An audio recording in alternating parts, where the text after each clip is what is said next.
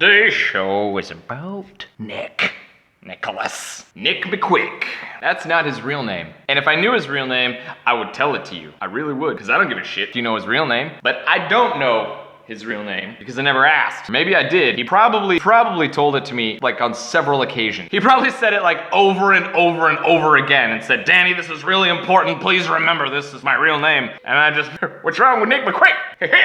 Nick McQuick. I was in Toronto with Nick McQuick. He's the comedian based in Canada, Edmonton. He's like a mechanic as well. He does like diesel mechanics and fixes cranes and bulldozers and shit. But he's also a comedian. He's a funny guy. Great to hang out with. And you know what's even better? Doesn't drink, doesn't do weird drugs, doesn't smoke. He's just a joy to be around. You know what I mean? Like a real positive person. Not like positive like every day's a blessing.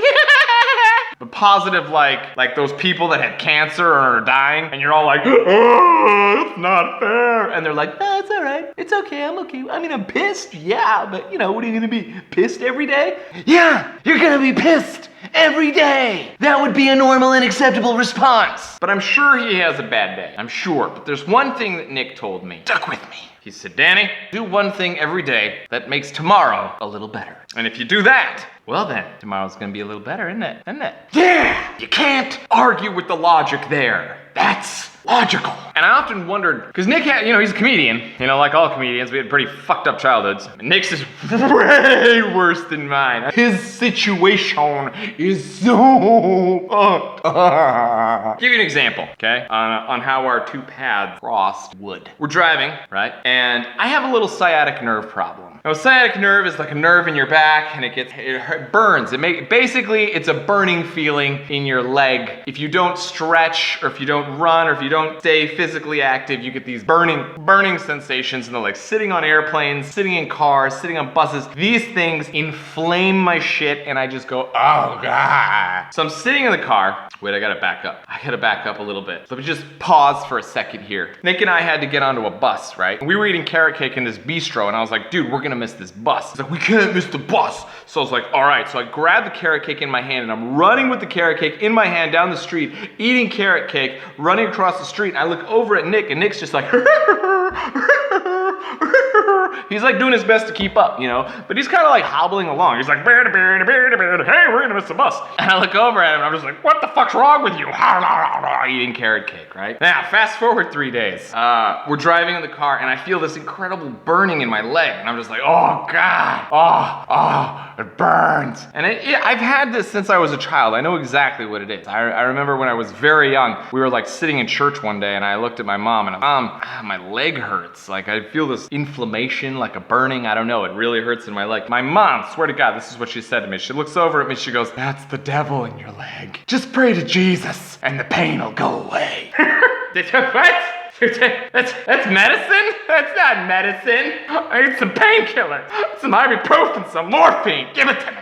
That's what I had to. Anyway, so very familiar pain comes back to me. And I look over at Nick and I go, excuse me. He's in the passenger side of the car. And I go, excuse me, Nick. And I pull my leg up and I put it across the center console up onto the dashboard, and I drive it with my left foot and I put my right foot across. And so Nick is sitting here. Now it's not touching him. It's not interfering with any of his bodily motions, that he's going through in the passenger side of the car. But it is kind of in his bubble of comfort sphere space. And he looks over at me and he just goes, what's going on? And I was like, I got this burning in my leg. If I don't stretch enough, it kind of acts up a little bit. So, I gotta stretch this out. I gotta put that pony up on the dashboard. So Nick goes, hey, tell you a story, Danny. When I was 16 and, the parents were kind of out of the picture and I had to earn money for the family, I got a job at a tire store. And I would change tires on the different cars that come in. And one of the guys there is a bit of a prankster. What he did was he inflated one of these tires to about 100 PSI. Now, tires are usually only inflated about 20 to 30 PSI, maybe 40. Maybe like a high performance like Ferrari, like a 50, maybe. This dude puts 100 in there. He says, as I'm putting the tire on the car, it explodes, sends me into a wall, folds my leg back over my head. For the next 2 years, I was in bed. Doctors telling me I may never walk again. 4 years after that, I was on crutches and physical therapy. Another 6 years after that, I had just a cane. 3 years after that, I no longer needed the cane. And now, the only time you can really notice that anything had happened to me at all is when I try to run and I'm limping along. And you're telling me that your legs hurt because you don't stretch enough? What an asshole, right? I mean, he totally just tried to make me feel bad about my disability. Look, Nick, I know we've all got shit going on, okay, bro? Oh my God.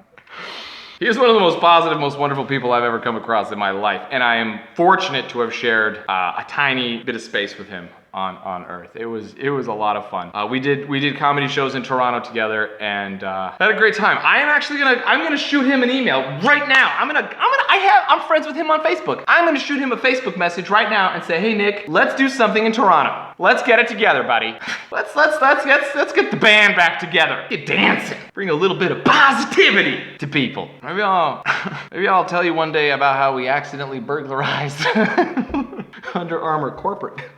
Nah, I don't think I'll. That's still a crime I know nothing about. Nick. He was a porn star? Yeah.